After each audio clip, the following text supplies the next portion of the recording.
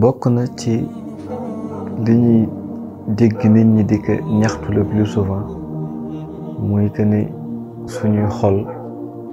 tranquillatul muy ne li ñuy dund stress dafa bari ba sax parfois dañuy faire recours à des choses yu nga xamante ni religieusement parlant c'est interdit pour mën a tranquilliser suñuy xol waaye nit ki bu fekkee da nga bëgg tranquilliser sa xol il va falloir nga poser question ki nga xamante ni moo bind xol bi nga laaj ka lan mooy tranquilliser xol boobu noonu te suñu borom azza wa jalla daf ñu wax ci téeréem bu mu ne ñu na ngeen xam ne sa zikr la xol yooyu noonu te tranquilliser wu muy la ñu Oustaz Sakhir Gaye yàlla na yàlla yokk ay leeram mu wax ca wayam wu mu tuddee axiru zaman ne sa sikkar la xol di dundee ba moo tax ko dul sikkar mu ne bu yàggee xolam wow mel ni aw doj sa daaraay ba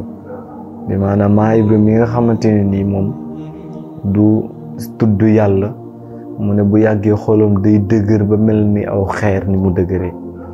te ku xool jamono ji ndeysaan da ngay gis ne loolu moo fees ci nit ñu bari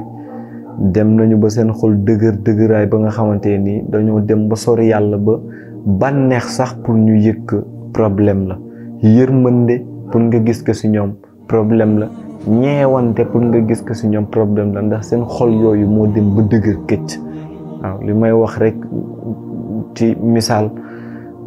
dama dégg sëñ Pape Malick Sy yàlla na yàlla yokk ay leeram mu doon wax ni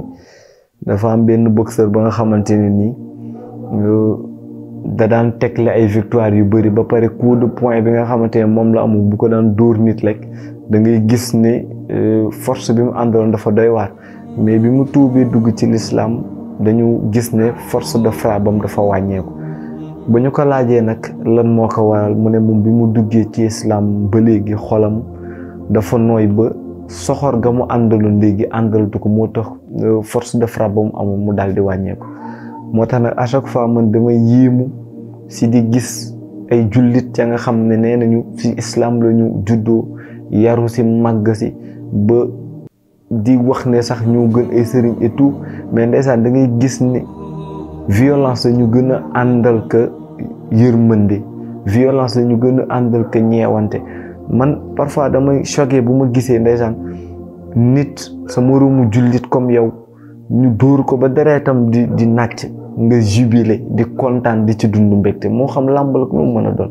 maanaam jullit bi nan la xolam mën a degré à ce point bay gis moroomu jullitam ñu koy dóor ba deretam di génn muy béggee ci loolu di ci kontaan man loolu lu ma yéem la waaw da ngay gis sax ndeysaan parfois accident am ci tali bi nga gis nit koo xamante ni ab xolam dëgëraay ba nga xam ne amul ñeewante si kii def choc ndax kooku mu ngi dund lu atroce instant boobu xelam ci lenn lay dem muy filmer ko ngir mën ko publier après xoolal dëgëraayu xol boobu noonu moo lay wan ne kon ñun ñu ci bëri suñu xol dem na ba dëgër moo tax nag stress bi ñuy wax du ñu quitter à chaque fois dañuy dund ak moom si sama xel bu gàtt nag bokk na ci li nga xam ni mooy waral stress boobu wala ñàkk tranquillité suñu xol boobu ñu koy dund muy ñàkk reconnaissant bi ñu ñàkk reconnaissant parce que nit ki mënoo ñàkk reconnaissant ba pare di tranquille si misaal tey bu fekkoon dafa am ko ma seqal ay mbir ma wor ko wala mu ñàkk reconnaissant jëm ci nit koo xamante ni defal na ma ay teraanga ngi dul jeex kooku suñuy bët bu ne jàkk man ak moom ba ker baa ñuy séparé wu kersa laa yëg ba ker baa ñuy séparé wu damay xat fa ma ne ndax war ga ma ko war wala ndax ñàkk reconnaissant ga ma ñàkk reconnaissant malheureusement nag ñun si que ñu ñàkk reconnaissant du benn jotaay kese la ñuy séq maanaam kooku dafa nekk ak ñun en permanence fépp foo nekk rek mu ngi fa ak yow fépp foo dugg mu dugg fa ak yow kon kooku boo ñàkk reconnaissant wee jëm ci moom kon foo mën a dem aussi itam en permanence sa xol du tranquille parce que kersa gi ma wax léegi moom nga yëg ndax war ga nga koy war ndax ñàkk reconnaissant ga nga ñàkk reconnaissant ki may wax du keneen ku dul suñu borom ba azza wa jalla ndax mbooleem xéewël yi nga xamante ni doomu aadama mu ngi koy am rek yàlla moo ko jox du coup bu ñàkkee reconnaissant jëm ci moom rek xolam mënul dal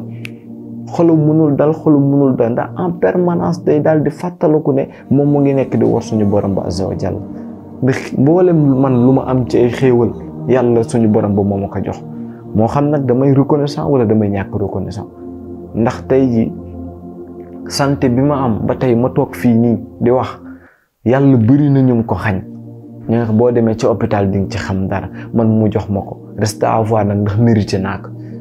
kaddu gi may wax ni muy génn xéewal la nga xam ne suñu borom ba azza wa jalla daf ma ko defal bëri na ñoo xam te bëgg nañ ko mu jaral leen lu ne pour ñu am ko jamono te amuñu ko man yàlla tëb ñëpp jox ma ko xéewal la nga xam ne suñu borom ba azza wa jalla daf ma ko defal xel mi nga am ànd ak moom bay xalaat yàlla moo la ko may te bëri na ñu ngi ko xañ demal ci mbedd di nga gis ñu bëri ñi nga xamante ne tàggoon nañ ak seen sago xéewal la gu la yàlla defal mobilité bi nga xam ne moom la say cër am say tànk ak say yoxo xéewal la nga xam ne suñu borom bu azza wa jalla daf la ko jox est-ce que mérité nga ko reste à voir problème bi mooy ndax reconnaissant nga jëm nga ci moom d'après xéewal bu mu la defal ndax bëri na ña nga xam te wallaahi bu ñu mënoon a fay lu ne pour am ko billaahi dinañ ko def waaye amuñu ko yàlla tëpp leen ñoom jox la ko yow jàmm ji ñu am lekk beeg naan beeg lépp xel mu dal meeg lépp ay xéewal la nga xam ne suñu borom ba azza wa jalla moo ñu ko jox mais malheureusement nag nous ne sommes pas reconnaissants moo tax nag à chaque fois duñu tranquille mënuñu tranquille parce que à chaque fois nit ki bu fekkee dafa tooñ moroomu nitam sax bu ko soxlaawee du ñemee dem ci moom ndax mu ngi xalaat ne dina ko fay borom moo tax nag le plus souvent ñun tamit duñu mën a tranquille ndax mboolem suñu mbir yàllaa ko yor moo dañuy gis maa ngi ndeysaan bu waree déposer emploi fenn wala mu war a def examen wala genre day tiit parce que day yaakaar ne yàlla dina ko jaar foofu fay ko borom ba nga xam ne moom la ko ameloon parce que xam na ne la ko waroon ci diggante moom boromam yëpp defu ko moo tax nag du tranquille moo tax il va falloir que nous soyons reconnaissants pour mën a am benn tranquillité